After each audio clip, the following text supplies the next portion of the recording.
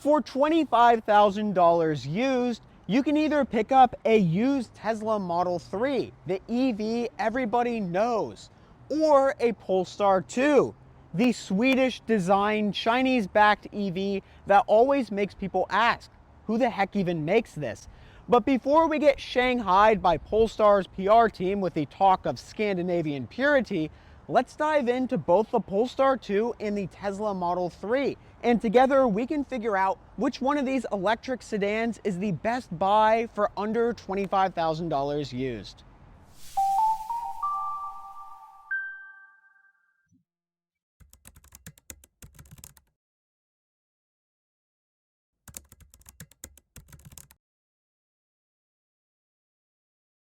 Before we start today's video, my name is Andrew Lambrecht. I'm a project engineer here at Ever, and I'm also a contributor at Inside EVs and Business Insider covering electric cars.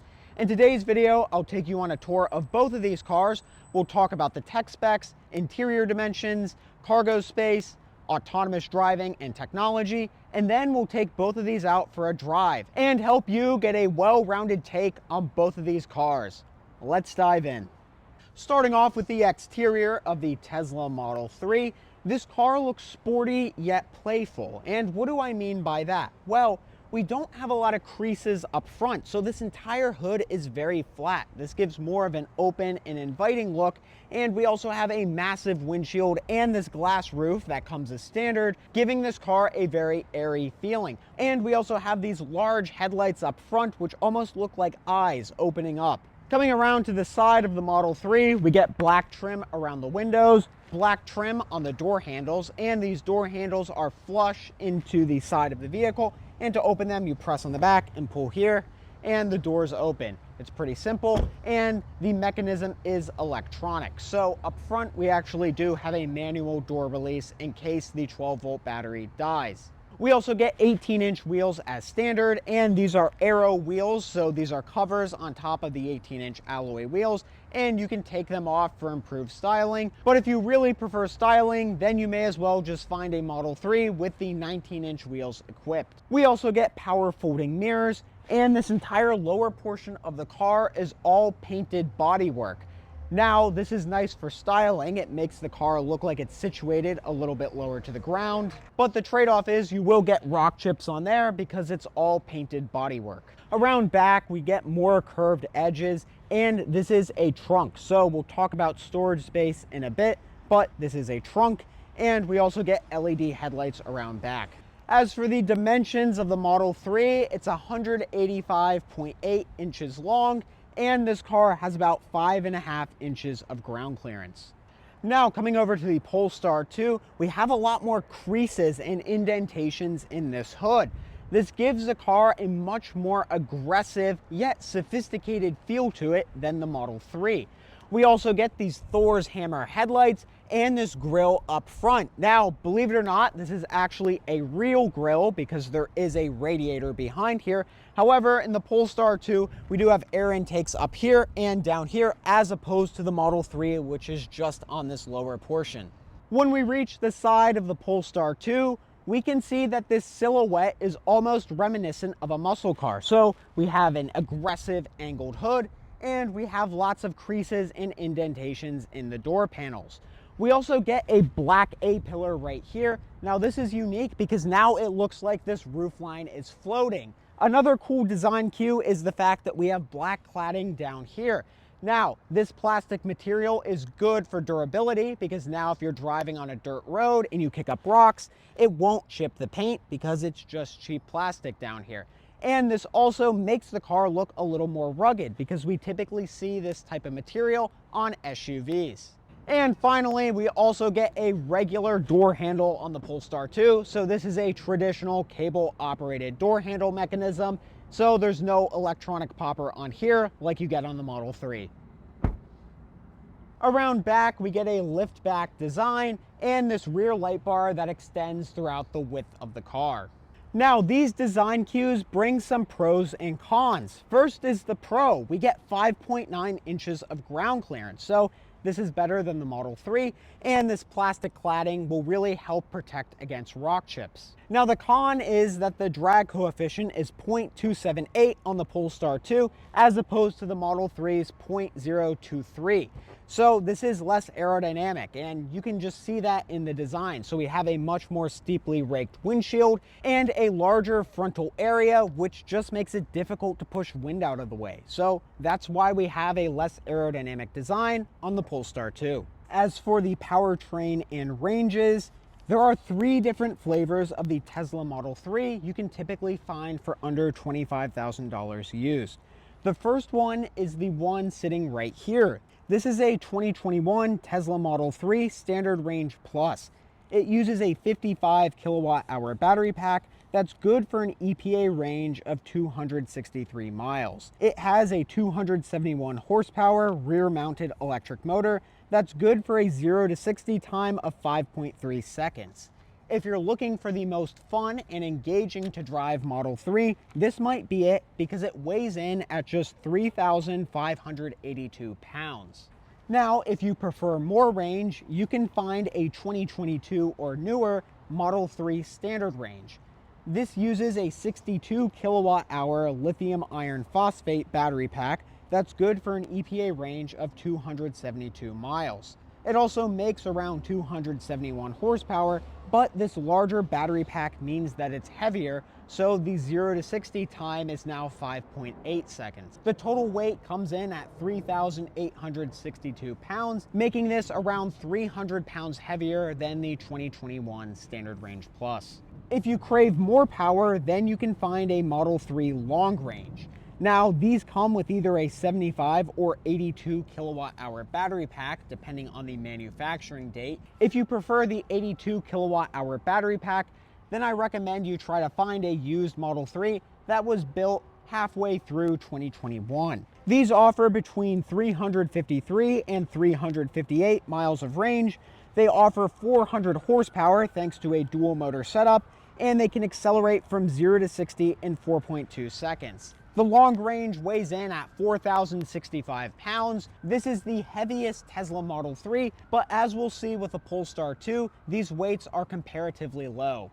Now, there is one caveat with the Model 3's range, and that is that the older Model 3s just typically have very overrated EPA ranges. I actually used to own 2 Model 3s. I had a 2019 and a 2021. My 2019 had an EPA range of 340 miles, but in reality, I saw around 170 to 180. And then in my 2021 Model 3 with an EPA range of 353 miles, I would see more like 280, 290. Now, older Tesla Model 3s are just notorious for not getting their EPA range in real-world driving. But that isn't to discount the car at all. I still think 280 miles is really solid, but it's just not that 350 mile mark that Tesla claims it is. But there is one saving grace, and that is if you buy a 2024 or newer Model 3, those will typically get really close to what their EPA range is listed as. And if you get a 2022 or newer rear-wheel drive, so that is one with the LFP battery pack, that one also has really solid real-world range. In fact, I've seen range tests getting around 250 to 260 miles when the EPA range is 272 miles. So this is just something to consider if you're looking at a used Tesla Model 3. If you're trying to find a Polestar for under $25,000, there are 2 primary configurations you can get it in. There's the long-range single motor and the long-range dual motor. The long-range single motor offers a 231 horsepower front-wheel drive setup, and it uses a 78 kilowatt hour battery pack to go 270 miles. 0 to 60 takes around 7.5 seconds, and it weighs in at 4,400 pounds. So right from the get-go, even the lightest Polestar 2 weighs more than the heaviest Model 3 we referenced. Now there's also the Polestar 2 long-range dual motor. This one offers a 78 kilowatt hour battery pack that offers between 233 and 249 miles of range depending on the model year. So 233 is for the launch edition 2021 and 249 is for the 2022 model year. It offers 402 horsepower and can sprint from 0 to 60 in just 4.5 seconds. It also weighs in at 4,650 pounds, which is quite hefty. So when you compare that to the Model 3 all-wheel drive, this one weighs in at about 600 pounds more. I've actually put on around 2,000 miles in various Polestar 2s, and I gotta say the EPA range is pretty accurate. So you can very likely get around 250 miles in real world driving. So when we talk about the ranges between the Polestar 2 and the Tesla Model 3, the Model 3 long range can still typically go a little bit further, but that delta is a lot smaller in real world driving as opposed to the EPA ranges. As for charging, the Model 3 has a power operated charge port back here. It charges on AC at 11 kilowatts, and DC fast charging is either 170 or 250 kilowatts. It's 170 on the rear drive models and 250 kilowatts on the all-wheel drive models. Regardless, the rear drive models can charge from 10 to 80% in around 25 to 27 minutes, and the long-range models take around 30 minutes to go from 10 to 80%. Since the Tesla has access to the supercharging network, charging is very simple and easy. So you simply type in your destination in the infotainment and it automatically routes you to superchargers so you can charge up on your road trip. Now, the really nice thing is, since this is all integrated into one umbrella, now Tesla can actually route you to charging stations that are less busy. So when you're driving on a road trip, you will have a higher likelihood of not waiting at all for charging stations when you need to stop and charge. And in my experience driving a Tesla, I never really had to wait in a queue to charge my car. Tesla's infotainment and charging works really, really well. The Polestar 2 also has a charge port around back, though this one opens manually. Now, the Polestar 2 has a peak charge rate of around 155 kilowatts on DC and 11 kilowatts on AC. But when you're charging on DC, we also get a 10 to 80% time in the low 30-minute range, like around 31 minutes. So the 10 to 80% in both of these cars is around the same time. Even though this has a lower peak charge rate, the Tesla's 250 kilowatt peak is very brief. So you'll get up to 250 and then it will taper off massively from there. Whereas this Polestar 2 can hold the 155 for a little bit longer. The Polestar 2 also has a built-in route planner in the infotainment system, and the Polestar 2 can also use Tesla superchargers. However, you will need an adapter. And Tesla charges a little bit more for supercharging for non-Teslas as opposed to Teslas. Now let's talk about cargo space. So the Model 3 has a power-operated trunk. You get this as standard. And inside the trunk, we get 15 cubic feet of storage space. While this car does not have a traditional hatchback opening, we still get a ton of space once we're inside. And there's even this lower load floor area that opens up even more space underneath. But this isn't the only large storage area in this car. Up front, we get an additional 2.7 cubic feet of storage area underneath this front trunk. So this front trunk is so large, you can actually put a TSA approved carry-on suitcase up here. So when I've gone on road trips before, I can just throw my entire suitcase in the front trunk and then all my other stuff in the rear trunk. In terms of packaging efficiency and storage, the Model 3 is just very well optimized. In total, we get 17.7 cubic feet between the front and the trunk, and that is quite substantial for a smaller sedan. Around back, we also get a power-operated rear opening on the Polestar 2, and when we open this, we see that we have a very large lift-back design. So first off, yes, it is very easy to access stuff in this trunk. With this lift-back design, we can easily reach and grab items that we have in the back.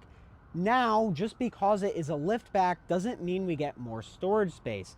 So the Model 3 has 15 cubic feet in the trunk, and the Polestar 2, we get 14.3. So we actually have less cargo space in the back of here.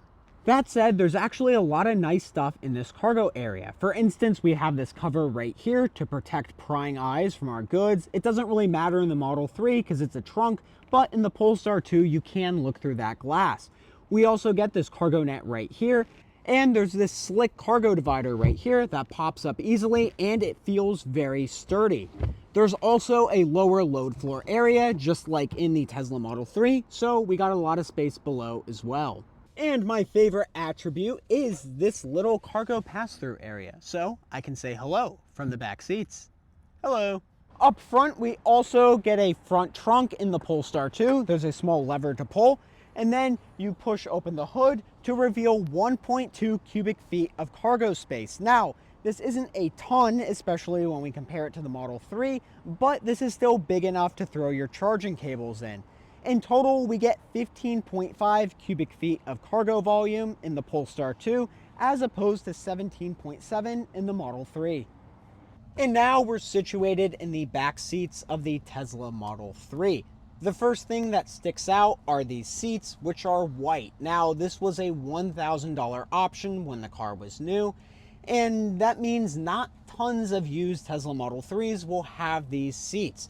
Now, that said, they are very nice, so they're extremely soft and very durable. This car has 72,000 miles on it, and you can barely see any signs of wear on these seats. What's also nice on this interior is we get two LED lights up there. We also get a small coat hook on each side. We also have a center armrest with two cup holders, and there's two AC vents and two USB-C ports. These seats are all heated. However, there's no button to enable them, so you have to nicely ask the driver to put on your heated seats.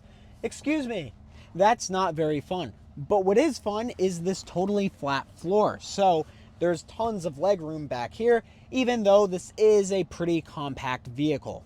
We also get rear seat back pockets, and another thing you might notice is that based on the way I'm sitting, we are sitting kind of low into these seats. Now, this car does sit pretty low to the ground, and you really notice that with my leg angle. So it's pretty comfortable back here. But if you're going on a really long road trip, I could imagine some people might have a little bit of discomfort in the back seats just based on the way you're sitting. Now, that said, I took my Model 3 on an 800-mile road trip with 4 people total in the car, and we managed it fine, though I could imagine we would have been a lot more comfortable in, say, a Tesla Model Y or some other electric crossover with more room. In terms of the materials on the door panel, we do have soft touch up top, Alcantara in the middle, and this leatherette around the armrest. Now, there is some plastic, so this strip right here is plastic, and there is some plastic on the lower portion of the door panel as well. The 2024 Tesla Model 3 has much better materials, but even for this 2021, the materials are pretty good. The back seats of the Polestar 2 are quite nice as well. Now, this is the Napa leather version of the Polestar 2. This was actually a $4,000 price increase on top of the Plus package Polestar 2. So for reference, there's several packs the Polestar 2 offers. There's the base model, and that one comes with cloth seats. Then you can get the Plus model, which has this interesting fabric material for the seats. Now, depending on model year, that's around a $3,000 to $4,000 price increase. And then once you have that Plus package, then you can add on the Napa leather package for $4,000. And then you get these seats right here. Now, the nice thing about this package is models don't really retain that much more money if they have the Napa leather package. So you can actually find some 2022s and 2021s with the Napa leather seats for under $25,000. Now, the nice thing about these seats is that they are perforated around back. They're also heated, and they just feel really nice. We also get a center armrest with two cup holders, just like the Model 3. There's two AC vents, and we also get heated seat buttons, so you don't need to ask the driver to turn on the heated seats. There's also two USB-C ports located here, so you can charge your devices just like in the Model 3. We get coat hooks and LED lights. Now, there is one caveat to this interior, and it is that the Polestar 2 was built on the same platform as the internal combustion engine Volvo XC40. So the XC40 Recharge, which is an electric crossover, also uses this same platform. Now, there's some trade-offs. So it's fine back here. You actually sit more upright like in an SUV in the Polestar 2 as opposed to the Tesla Model 3. So as you can see, my leg angle is a lot more natural in here, but we have this giant transmission hump in the center. So this means that if you're sitting in the middle seat, you're gonna have to man spread, and that's an issue because here in San Francisco, people get really, really mad when you man spread. not fun. But we also get seat back pockets, and overall the fit and finish is quite nice. As for the materials on the door panel, they're, well, fine. So we have this kind of unique material up here. It feels almost like a cross between a plastic and a fabric. And then we have Napa leather for this armrest, and then some fabric down here. But overall, the materials are fine in here. There's a lot of plastic on this lower portion of the door panel and whatever this is up here. I would honestly expect a Polestar, being this luxury brand, to be a little bit more premium on the door, but the saving grace is this door handle, which feels good and looks very solid. Up front in the Model 3, we get a lot of nice features as standard. So both the driver and passenger seats are heated and power operated, and the steering wheel is also heated as standard. There are 2 wireless phone chargers, 2 USB-C ports, 2 easily accessible cup holders, and a very spacious center console. As standard, the Model 3 comes with a punchy 9-speaker sound system that, in my opinion, is even better than some other cars' premium audio systems. So I will even say that the base Tesla Model 3 sound system is better than the Bang & Olufsen sound system in the Ford Mustang Mach-E. Then, if you get an all-wheel drive long-range Model 3, then you get the premium 15-speaker sound system. And I mean this when I say it, it is truly incredible. I think Tesla makes some of the best sound systems on the market, and the Model 3 long range is just a great example of it. If you want a good sound system, the Model 3 long range just excels for so many different song genres. When you get into the Polestar 2 from the Model 3, you'll notice that this feels a lot more enclosed. So the Model 3 has a very low center console, but this one has a giant center console, and there's trade-offs. So this car does feel a lot sportier than the Model 3. You feel like you're kind of in a race car cockpit. It's pretty cool, but it's also not very spacious. Even when we look to this center console area, there's one cup holder that's always available. There's another one that's hidden under the center armrest, but then if you open it up, there's nowhere for you as the driver to put your arm. Now that said, the interior is still pretty nice. We get a wireless phone charger, 2 USB-C ports, this nice wood grain in the dashboard, and at night it can actually illuminate with some mild ambient lighting, and we get a physical volume knob. If you opt for the Napa leather package like this one, you get heated and ventilated seats. And ventilated seats are a feature you can't even get on the outgoing non-refresh Model 3. Now, if you get a base model, you will be missing out on a lot of features. In fact, the passenger seat will have a lot of manual adjustments, and you'll also be missing this nice glass roof. As standard, you'll get an 8-speaker audio system, which is pretty decent. But if you spec on the Plus package, you get a 13-speaker Harman Kardon sound system, which is pretty good. Is it as good as the long-range Tesla Model 3? I don't think so, but I think it will impress most listeners. On the technology front, the Model 3 still impresses. So this is an earlier 2021 model running on the Intel Atom chip, but if you get a Model 3 built after December 2021, you get the new AMD Ryzen chip, which has even better graphics and visualizations. But even looking at this Model 3, we can see that these graphics load very well and still look very nice.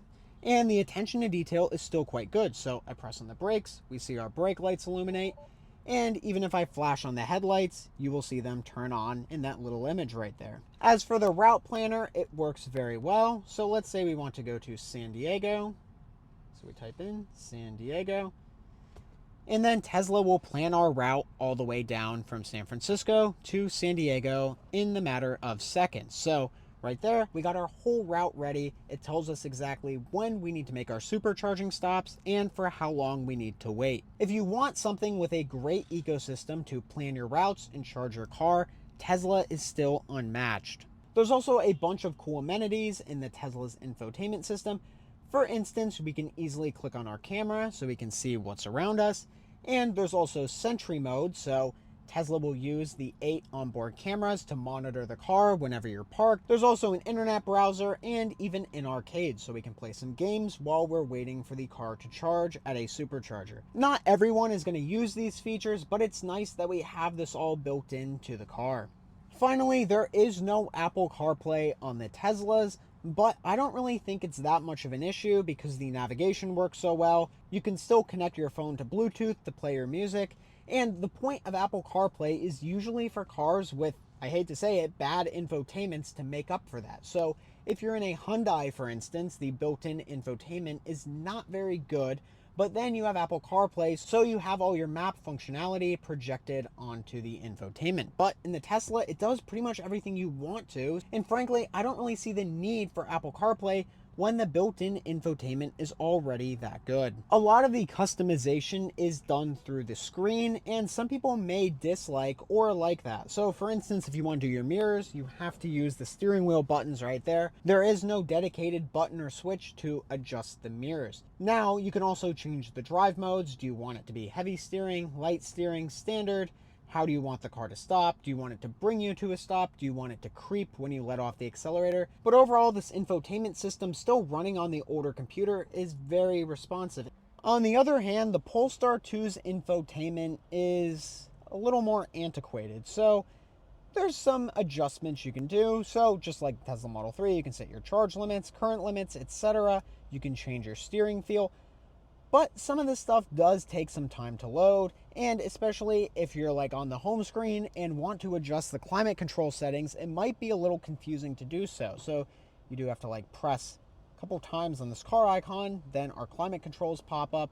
But overall, it just seems to be a little less intuitive than the Model 3. And I say this having driven both of these cars pretty extensively. I actually used to drive a Polestar 2 for around 2 months, and I still never really got used to this infotainment. It just isn't the most intuitive. But now, despite some of my complaints with the Polestar 2, we do have an excellent route planner through Google. So let's say I want to make a trip.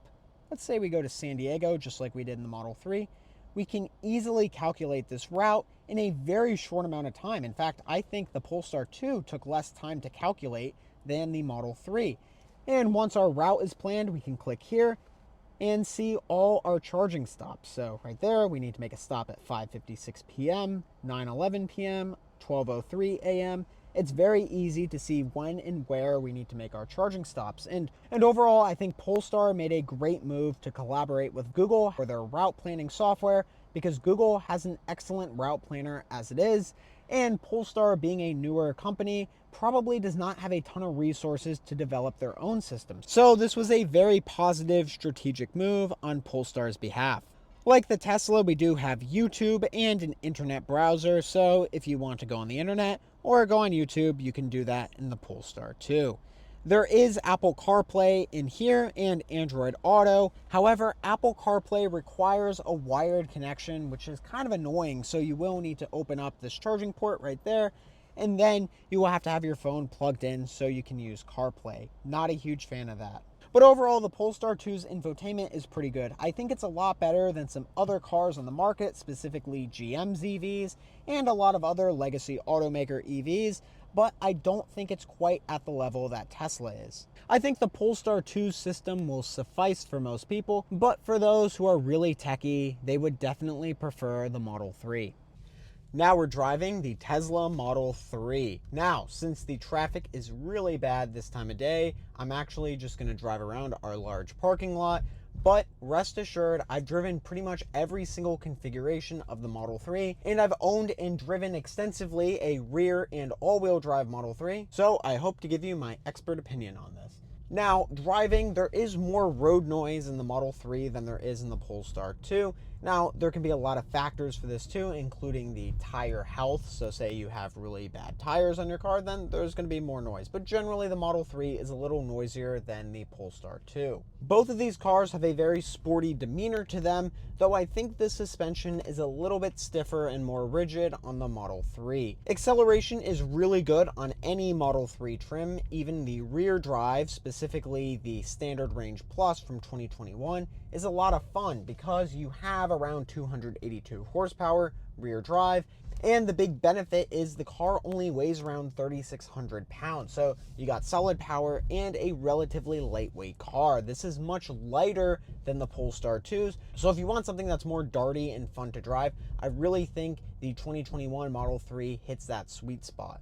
Now, if you get an all-wheel drive, you get way better traction and way quicker acceleration. So you're looking at 0 to 60 in the low 4-second range, which is a little bit quicker than the Polestar 2 if you get all-wheel drive on that. I think the visibility in the Model 3 is amazing. We get a large windshield and also a glass roof as standard, so the interior feels very open and you have wide visibility throughout the entire car.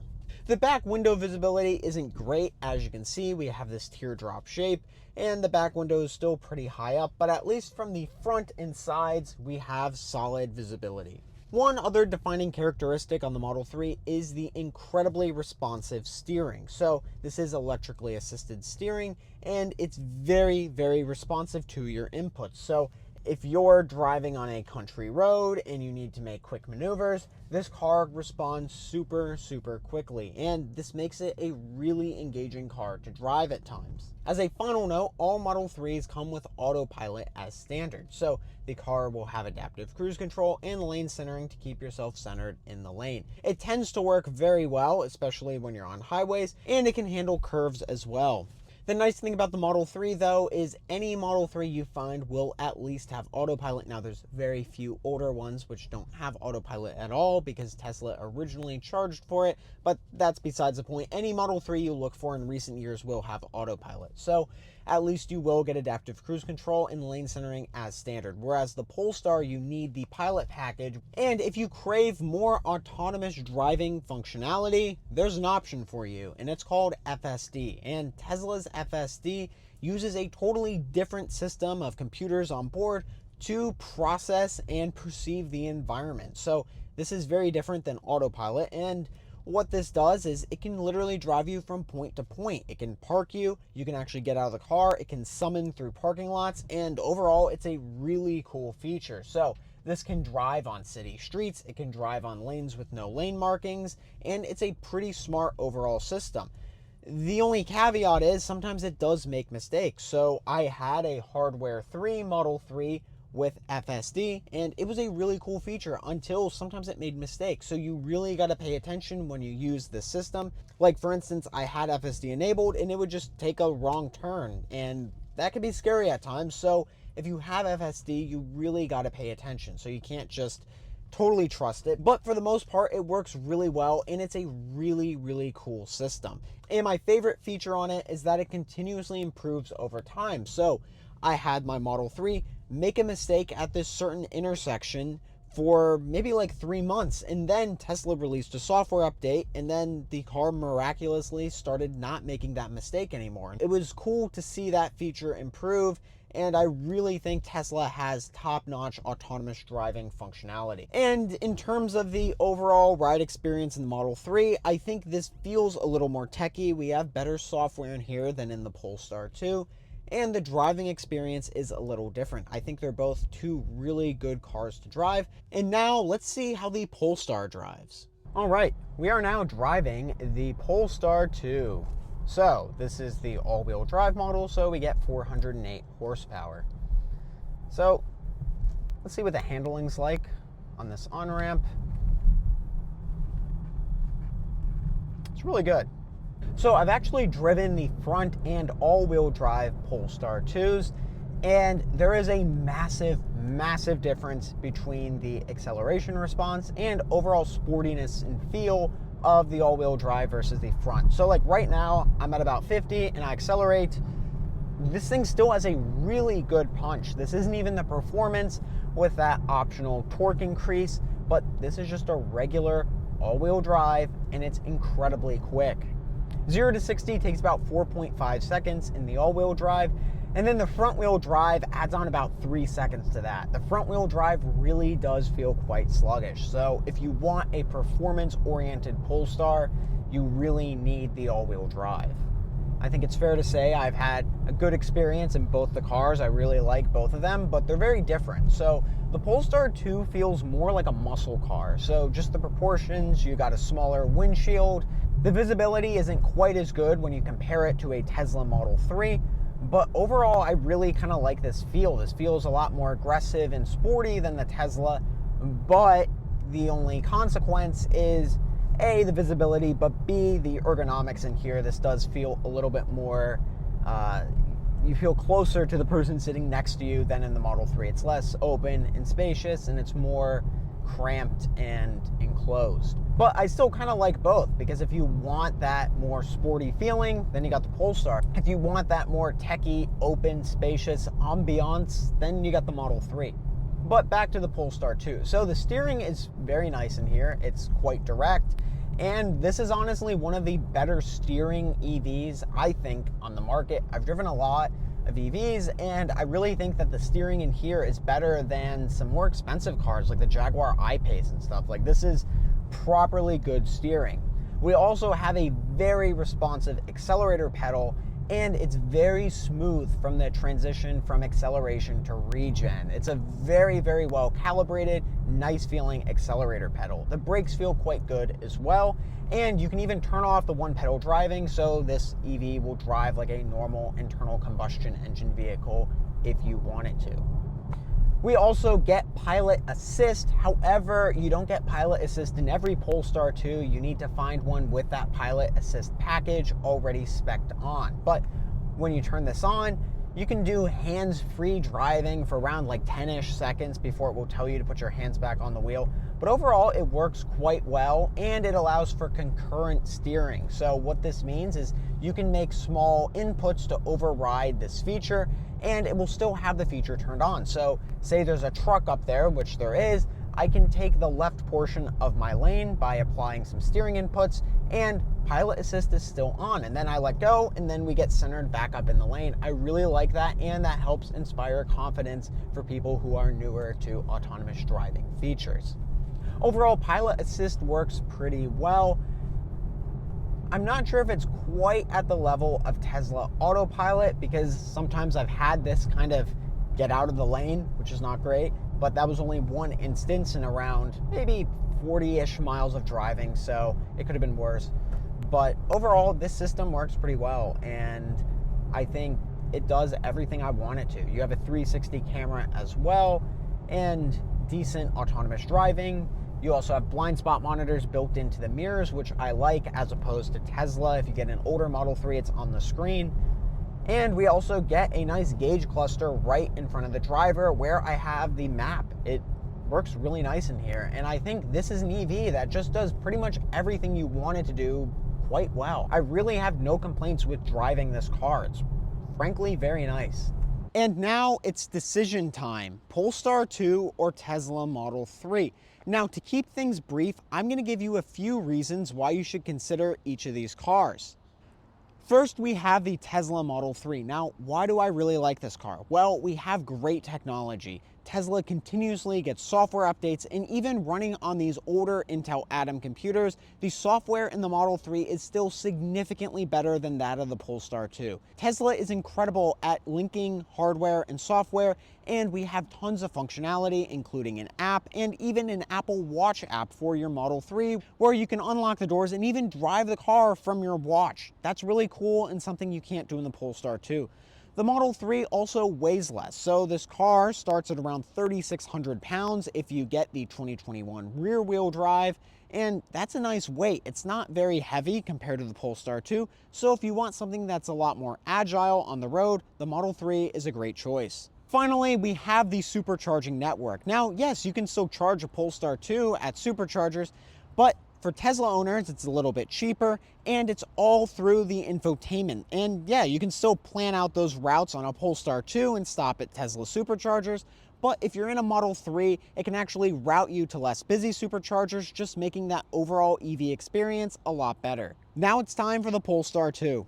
The Polestar 2 just looks really good. In fact, when I was driving it, now granted this was in South Carolina, you see a lot of Polestars out in California, a lot fewer out in South Carolina, but when I was driving it, I got a lot of compliments. People were really curious about this car. I even had a guy in a Challenger pull up to me and he's like, dude, what is that? And I told him it was a Polestar, and he didn't really know what I was saying, and then it was just a little awkward. But still, people think it's cool. It's a really nice looking car. Now, another reason to consider the Polestar is because we have a liftback. So this is a lot more practical if you're loading in a bunch of groceries, and the ease of access is a lot better than the Model 3's lower trunk. Finally, the Polestar 2 can be very, very premium if you get the Plus and Nappa leather package. So in this case, we get an ionizer on the interior and ventilated Nappa leather seats, And keep in mind, you can't even get ventilated seats on the pre-refresh Model 3. So if these are luxury features that you really want, then you might want to consider a loaded up Polestar 2. And finally, both these cars are generally reliable. So I had a Model 3 for 2 years. The control arms are an issue, so that is something that does happen in Model 3s. Now, this usually manifests in a small creaking or clicking noise at the front suspension, and it's usually around $200 to $250 to fix at Tesla. But that's really pretty much the only known issue in the Model 3. The Polestar 2 is also very reliable, and they also have an issue on the rear suspension sometimes, so then you'll hear a clicking noise on the rear. The nice thing is these are two generally minor issues with these cars. There's really no serious known issues that I'm aware of because I researched these cars pretty heavily because I myself was considering both of these cars last summer. I ultimately went with a Model 3 just because there were a lot more of them on the market at the time. But nevertheless, I think these are two really phenomenal electric cars. And for under $25,000, these things are great options. So if you're interested in one of these cars, I highly recommend test driving both of them to see which one you really like. Regardless, I hope you enjoyed this video and thank you so much for watching.